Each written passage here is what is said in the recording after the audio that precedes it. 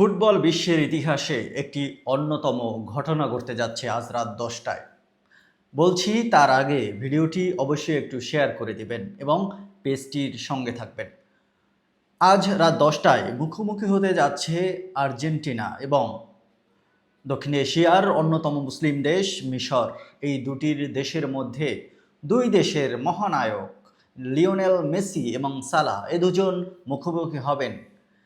ফুটবলের ইতিহাসে যে ঘটনাটি এখনও ঘটেনি, হয়তো সেটাও ঘটতে যেতে পারে। ফুটবল রাজ্যের মহা তারকা মহানায়ক যারা রয়েছেন, ব্রাজিলের নেইমার, পর্তুগালের রোনালদো সহ বেশ কয়েকজন তারকা ইতিমধ্যেই পরাজয় বরণ করেছেন এবং মাঠ থেকে কাঁদতে কাঁদতে বিদায় নিয়েছেন। তবে এবার কার কান্নার পালা? লিওনেল মেসি নাকি সালাহ? কে কাঁদবেন আজকের শেষ বাঁশি বাজা পর্যন্ত? সেটা দেখার অপেক্ষায় থাকতে হবে সকল বাংলাদেশ সহ বিশ্ববাসীকে। তবে ফুটবলের ইতিহাস বলছে 29তম স্কোরে থাকা মিশর হয়তো আর্জেন্টিনার সাথে শেষ পর্যন্ত পেরে নাও উঠতে পারে। তবে এবছরের ইতিহাস বলছে নতুন নতুন যে দলগুলো এসেছে সব দলেরই একটি নতুন পারফরমেন্স দেখা যাচ্ছে এবং নতুন দলগুলোই কিন্তু নেক্সট স্টেপে চলে যাচ্ছে অন্য দলকে পরাজিত করে।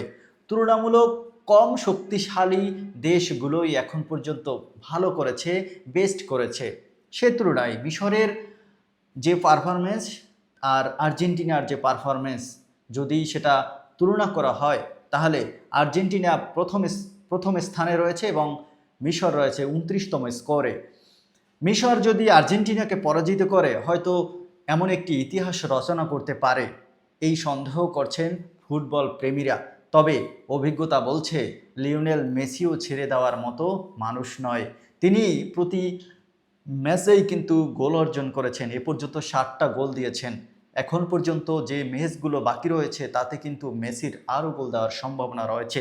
সেক্ষেত্রে গোল্ডেন বুট পাওয়ার দৌড়ে এগিয়ে থাকতে পারেন এই মহানায়ক। সুতরাং এই ভিডিওগুলো আরও দেখতে আপনি আমার পেজটির সঙ্গে থাকুন এবং সেই সাথে ভিডিওটিতে লাইক, কমেন্ট, শেয়ার দিয়ে সঙ্গে থাকুন।